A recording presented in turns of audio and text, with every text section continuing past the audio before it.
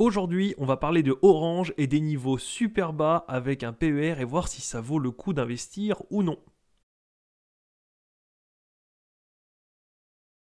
Alors on va d'abord passer sur un article de Capital qui dit Orange Telefonica en bourse, les actions télécoms ont un gros rendement, faut-il acheter? Orange Telefonica, les actions du secteur des télécoms sont peu chères et offrent généralement un gros dividende, à l'exception de Deutsche Telekom. Les opérateurs sont confrontés à des défis majeurs, mais certains sont à des niveaux d'achat en bourse, donc ils confirment qu'il y a bien des niveaux d'achat pour eux. Orange, Vodafone, Telefonica, etc. en bourse. Les actions des sociétés cotées du secteur télécom ont affiché des performances médiocres ces derniers trimestres.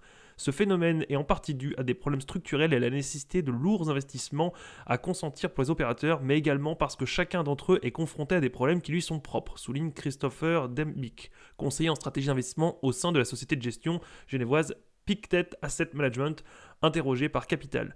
C'est ce qui explique que le secteur en Europe est globalement sous-valorisé en bourse avec un PER avoisinant les 11,5, ce qui est très bas, indique Christopher Dembick, pour qui évidemment cela interroge sur les opportunités de se positionner sur le segment de marché. Pour autant, il faut avoir conscience avant tout que d'importants investissements vont être nécessaires pour ces opérateurs dans les années à venir, ce qui va irrémédiablement entraîner des conséquences sur leur rentabilité, avertit l'expert.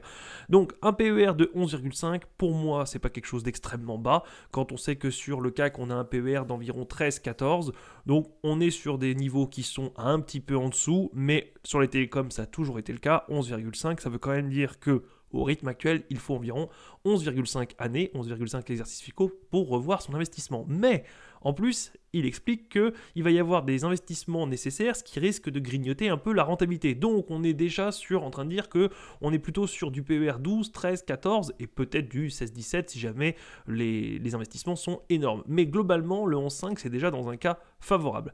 Si on bascule maintenant sur TradingView et qu'on passe sur la vue, il disait que les derniers trimestres étaient peu favorables et moi je trouve que c'est plutôt les dernières années. Parce que quand on voit rien que le chiffre d'affaires qui est en descente, alors évidemment on remonte un petit peu depuis 2015-2016, mais on est quand même passé de 52 milliards à 40 milliards et on remonte péniblement à 43 milliards, soit 10%, même pas 10% d'augmentation depuis 2015 jusqu'à aujourd'hui. Donc déjà au niveau du marché, parce que c'est le chiffre d'affaires, donc c'est vraiment le fait de conquérir un marché, on a globalement 10% de croissance sur 8 années. Alors et même si on peut dire qu'il y a eu une année avec le Covid, et encore que les télécoms normalement ne sont pas énormément touchés, mais sur 7 années, voire 6 années, 10% de croissance sur ces années, même pas 10% de croissance, c'est plutôt moyen. Si on regarde au niveau des revenus nets, forcément, si le chiffre d'affaires descend, on a des revenus nets qui vont descendre si on est à marge équivalente.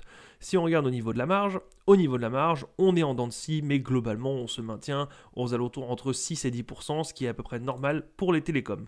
Au niveau des actions, du nombre d'actions en circulation, on est relativement stable, des fois une augmentation, des fois une légère baisse, ce n'est pas très grave, mais moi ce qui me chagrine, c'est au niveau des free cash flow. Les free cash flow, c'est vraiment ce que la société rentre, on est passé de 10 milliards à 2,45 milliards, et hormis l'année dernière, enfin il y a 2 ans où on est remonté, on est quand même en grande descente, et oui, on est repassé de 1,8 milliard, 1,7 milliard à 2,4 milliards. Donc on a eu un léger regain, mais est-ce qu'on a eu un léger regain avant de replonger? Dans tous les cas, moi je ne vois pas ça comme un redépart, un renouveau, comme quoi ça repart, je vois qu'on est toujours dans une longue descente, et même si c'est un PER de 11,5 si on était ici, bah globalement, quelques années plus tard, on est à moins de 2 fois les free cash flow, donc on passe à un PER de 23. Et un PER de 23, alors même si entre deux on a récupéré un peu l'investissement, mais globalement, si on avait acheté à ce niveau-là, à un PER de 11, on arrive ici à un PER de plus de 22.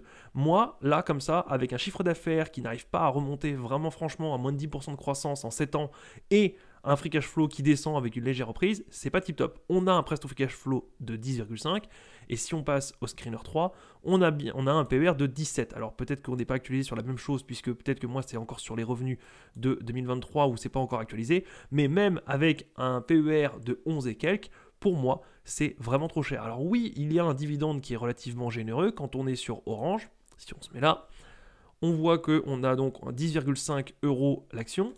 Et si on fait le dividende, on a environ 70 centimes. Donc on voit ici que c'est environ 7,5% sur 2022.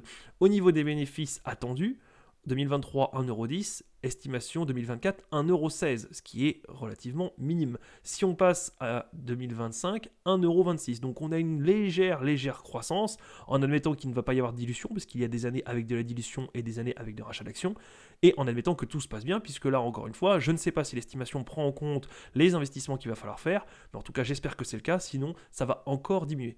Donc pour moi, encore une fois, ça dépend de chaque portefeuille, de chaque profil d'investissement, de si vous avez lu les rapports financiers et qu'il y a une nouvelle que j'aurais pu louper parce que Orange projette, je ne sais pas, un énorme chiffre d'affaires dans 2 ou 3 ans et que ce n'est pas encore actualisé, mais que seulement ceux qui se placent en avance auront un énorme gain, peu importe, mais comme ça, avec des ratios comme ils sont aujourd'hui, ce n'est pas génialissime. On a une dette qui était bien en train de descendre jusqu'en 2012 et qui augmente relativement fortement, et on a des capitaux propres qui stagnent relativement. Donc on est vraiment sur un profil de société qui est mature, très peu de croissance, voire une décroissance, et oui, on a des rendements du dividende qui sont assez sympas, mais moi je préférais que la société coupe ou réduise un peu le dividende pour réinjecter du carburant dans la société pour avoir ou racheter un concurrent ou avoir un nouveau marché ou innover ou peu importe, mais pour moi le rendement tout seul ne veut rien dire parce qu'un rendement sur une société en décroissance ce n'est pas génial. Si je me remets ici sur le graphique, si ici on disait qu'on avait un PER, je ne sais pas, de 11 ou de 10, c'est génial,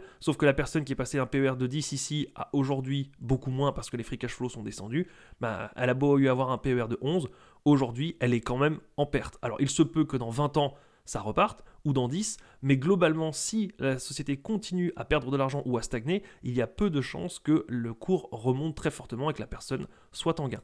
Encore une fois, pour savoir, pour bien dormir la nuit, lisez vos rapports financiers, étudiez les dossiers, regardez ce que le management pense et ce qu'il compte faire pour remédier à la situation, et si jamais ça ne vous intéresse pas, eh bien, fuyez. Il y a assez de sociétés cotées en bourse pour ça, donc si un dossier ne vous va pas, passez à la suite, ça vous fera économiser du temps et certainement de l'argent.